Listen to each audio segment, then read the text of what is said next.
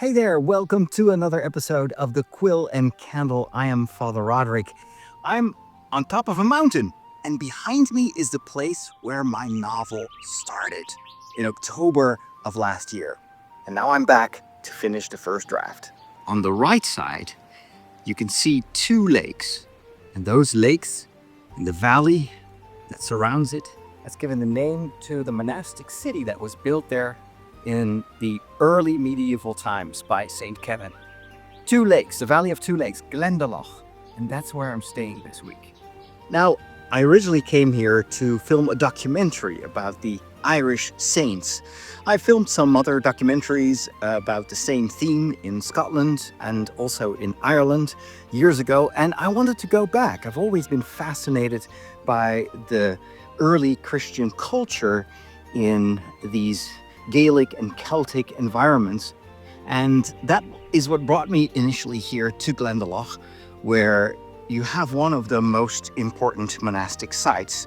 Of course, there's also Clonmacnoise, there is Kildare. There's not much left of that though. But this is my favorite site because, as you can tell, it is absolutely beautiful.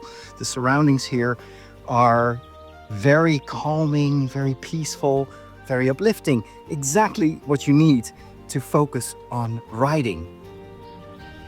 The idea for a novel that would take place in this early medieval world of Ireland was born right here at the site of the monastery of Glendalough. I remember that I was walking on this path. This is in a very ancient road. It used to be a pilgrim's road, actually, because once the monastery was in place, pilgrims from all over Ireland would travel there to meet the monks and ask for their help or for their prayers. And while I was walking this path, the forest just started speaking to me. And especially because I had been walking for hours and hours, my mind just started to make up stories. What if there were elves here in the woods? What if there were wild beasts, fantastical creatures? And somehow that led to the idea of, what if I write a story about this early medieval world, but everything we know about that world stems from legends, amazing tales, historically probably not that accurate. A few exemptions, of course, but a lot of the mythology around the early Christian saints is more mythology, is storytelling much more than historical fact. However, what if I would write a fantasy novel in which everything that you read about that these saints could do is true and really happened? It's just that history has forgotten about it. And that sparked the idea for a novel about story magic, in which stories would have such magical power that they could transform the world. And so it is the most ancient form of magic, I would say. And it's a magic that we're all familiar with, because every time we read a story, it just takes us out of the world in which we are. It brings us into a completely new environment. We get to see the world from the eyes of other people that don't even exist. And yet they teach us, they move us, they edify us, they lift us up. And there is something about that magic that I thought could be very appropriate for a fantasy-themed novel. And so, earlier this year, in January, I started to write that novel, and in the back of my mind, I was constantly picturing this landscape here, the roads that I walked, the monastic sites that I visited. And it was so easy to kind of build an imaginary world around that, because I know how it feels to walk here. I know what it looks like. I know what it smells. I know what the wind that I feel, the birds that you hear. And so it allowed me to, from the get-go, have the world building already in place. The only thing I needed to do was to enhance that world that I already was familiar with story magic. We are here at the entrance to the monastic site of Glendalough, and in the back you can see the bell tower that has been standing there for more than 1,000 years. Now, there's a stone here with an indentation in it, and it is connected to a very ancient legend about Saint Kevin. So while the people were building the first version, you could say, of this monastic site, one of the workers had a very unfortunate event happening to him. His wife was pregnant, but during childbirth, she died. And so he was left with twins and no way to feed them. So he went to St. Kevin and asked him for help. And Kevin said, I'm going to pray. God is going to provide. And then the next day, there's this deer who had just gotten younglings, or how do you call them?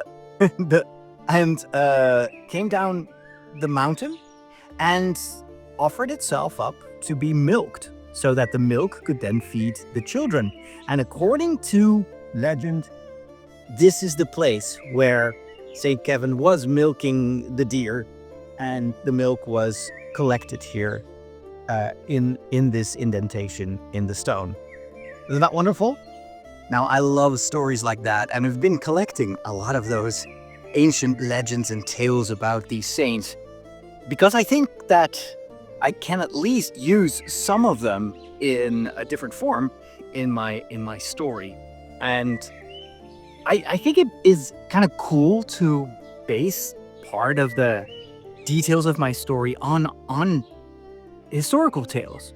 So it creates a stronger connection with the world of medieval Ireland. So here you have a better view of the bell tower, and it is super impressive, especially if you consider that it's been standing here for so long.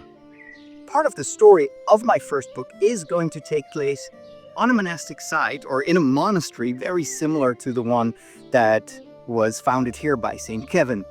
And that is why walking around here on the actual location of one of those monastic sites is so helpful, because it gives me an image of how all these buildings relate to one another. So on the one hand, you've got this gigantic tower, and I think I came up with something really cool and magical that could happen inside that tower. More about that later. But then you still have to walk a little bit further down the road, down the hill, to the cathedral, and the walls of the cathedral are still standing there. But this was an old medieval cathedral where all the monks, but also the people that lived in the neighborhood and all the pilgrims that came to the monastery would gather for Mass and for the celebrations. Now, just knowing that that is how these sites were configured helps me to visualize that, and then also to create a believable tale in which my characters are walking around here because this is where they live. One of the things that became clear to me while walking around here at Glendalough was how far the buildings are from each other. So we've got the tower, we've got the cathedral, but then a couple of hundreds of meters away from that in the opposite direction is an old building that was the convent. This is where the sisters would live. In my story, there are actually novices, both male and female. So my main protagonist is a young monk, or a novice, so not really officially yet a monk, but he's learning to become one. And there's also Orla, who is a young novice who wants to become a nun. And so she, with her sister, would live over there, and every morning they would have to come to the premises around the cathedral and the tower in order to do the tasks that nuns did around a monastery. Now, initially I had planned for my story to take place in a very specific time. And I was thinking 6th, maybe beginning of the 7th century. And I imagined the world back then to be a bit like what we still see here today. But there was a complicating factor. All the stone buildings here at Glendalough were built later on, because the ability to build large constructions with stone was only introduced when the invaders from Norway came here, and they introduced this ability, or this craft of building the larger constructions. And so I kind of had to let go of that idea of, well, it's going to be exactly the 7th century, and I opted for a more kind of loose approach where it's probably going to be like 8th century, because at the end of the 8th century you have the first invasions. Now, it doesn't mean that they didn't build towers like this one at all. It's just that they were probably built out of wood primarily instead of stone. And the reason that I kind of let go of choosing a very specific time period is that I need this tower. This stone bell tower is very important for my story, because in my world, in my magical version of medieval Ireland, not this tower, but a similar tower in the monastery where my protagonists are living is actually a conduit. It connects, if you step inside, it connects straight to heaven. And if you climb up a ladder and enter that door, the inside of the tower is way bigger than the outside. So it's a bit like the TARDIS. And inside it's this massive space, almost like you could say a medieval Hogwarts, where students can learn from scribes. There are classrooms. There is a massive library that with shelves they go all the way up to the heavens. There are angels actually coming down to work with the scribes. This is why the pages of the Codex Fabulae, so the collection of stories that is created inside the magical tower, is so special and so powerful, because these stories are not just composed by humans, but also by angels. So they have kind of divine attributes. So this is why I want that tower. And also because I know that a lot of people, when they think of medieval Ireland, they think of buildings that are still standing here. So yeah, I'll have to just let go of all that like historical accuracy to serve the story better. One of the other things that I discovered while being here is that in mainland Europe, in the monasteries there, monks would always live in one big building, and they would gather for prayer in one big church or chapel. But that was not the case here in Ireland. Monks would come together in the cathedral for important celebrations, but most of the time they would pray in one of the many oratoriums or oratories here on the site. So there would be all these smaller buildings made out of wood and with very simple roofs, and they would just sit there to collect their thoughts and to meditate and to pray. Again, it's very different from the original image that I had in my mind while I was conceiving of this story, and being on the location itself will help me to, I think, make it more believable and maybe also more interesting, because it's large. There's a huge variety of smaller buildings where scenes can take place. You can walk from one place to another, which is also an opportunity for conversations to take place during those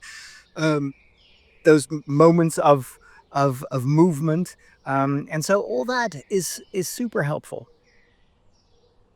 So just to give you an example how my brain is stimulated by being on this location, behind me is an area that is covered in grass. There are a few trees, and this area connects the upper lake and the lower lake on my left. And I'm thinking at the start of my first book, there is a great gathering where people from all over Ireland come in pilgrimage to a site, maybe this one, where this ritual takes place. I won't spoil exactly what it is about, but you need a large space and it needs to be exciting. And so I'm thinking, we've got 2 lakes on either end. There's going to be something dramatic that happens. Well, what if this is the location where all that takes place? This space behind me is large enough for the hundreds of people that should be there in the story.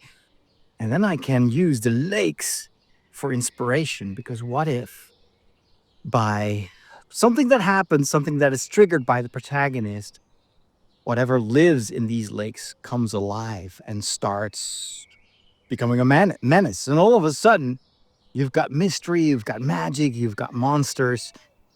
And that's what you need at the start of a novel. You want to hook people right away. So just came up with that. I still need to kind of integrate that in the overall plan for the first act of my book. But that's why I'm here. It's to think and to implement and then to write. So I'm taking a lot of pictures and I'm filming some footage so that later on I can use it as a reference for scenes in my story. This, for instance, is a view of the upper lake, and I think it is a fantastic location for a scene. It's gorgeous. Or take this, for instance. It's like the lower part of a fallen tree. And this is where you could, for instance, shelter during a hailstorm or something like that. It's, I don't know. It's just an idea. I might use it, I might not, but it's good to have options. So if you climb up this hill, you will eventually arrive at the cave where St. Kevin started his stay here at Glendalough. However, it appears to be very dangerous. It's very easy to fall. So there's a warning here that says, don't do this unless you know what you're doing. I don't know what I'm doing, so I'm not even going to try.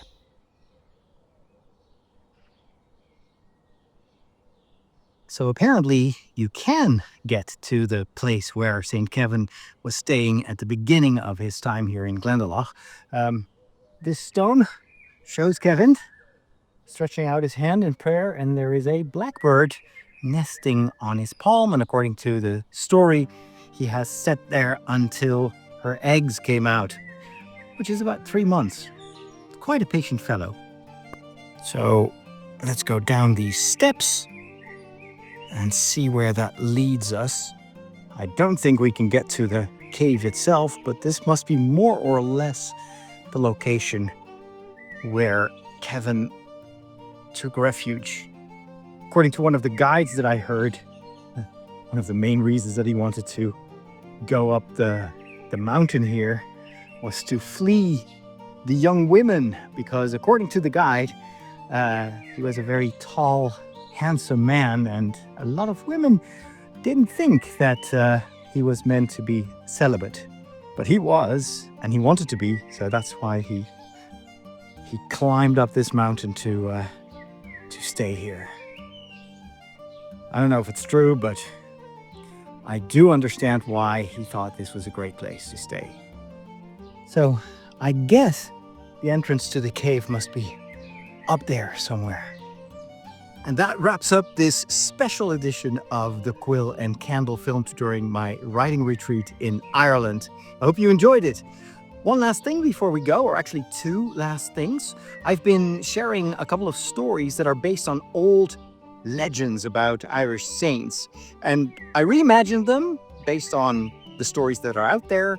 I've made them a little bit more modern, and I'm sharing them kind of as if these were written by the protagonists of my upcoming novel. There are going to be scribes eventually, and so it makes sense that they would gather these stories about saints and then write them down, and I just pretend that I'm passing them on to you. Secondly, I have just started a new Substack, which is called the Storyteller's Companion. Now, this is geared towards authors, artists, anyone with a message who could use some help reaching an audience, finding an audience, building community around their content. I've been doing this for more than 20 years now, and so I've got a lot of knowledge to share, a lot of experiences, both good and bad. And so I really want to offer my advice to anyone who could use a little bit of guidance in that matter. So go take a look at that new Substack and subscribe if that's something you're interested in. Go to storytellerscompanion.substack.com. Thanks for watching. Thanks for listening if you're listening to the podcast edition, and talk to you soon. God bless.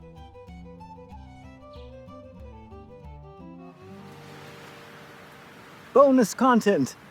After I was done recording the Quill and Candle, I decided to go for a little hike.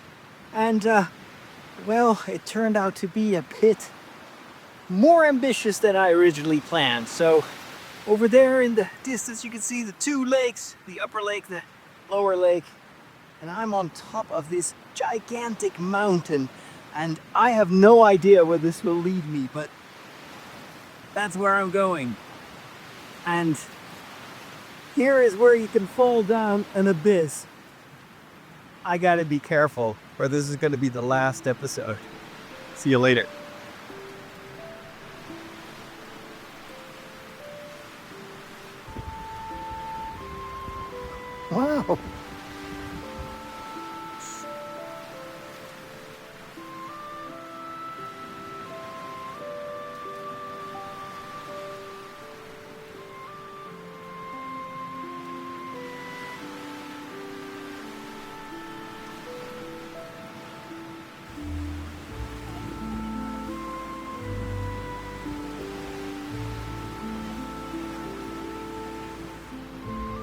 It's a male one, and it's got antlers and everything. Oh, this is so cool. Hey, buddy. You're so curious. Hope you enjoy your dinner. Yeah.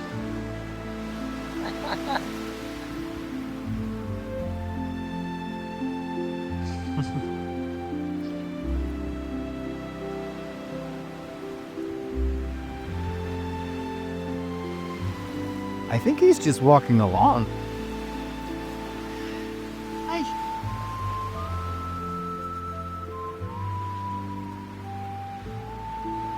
I never thought I'd be walking with a deer at my side. It is magical.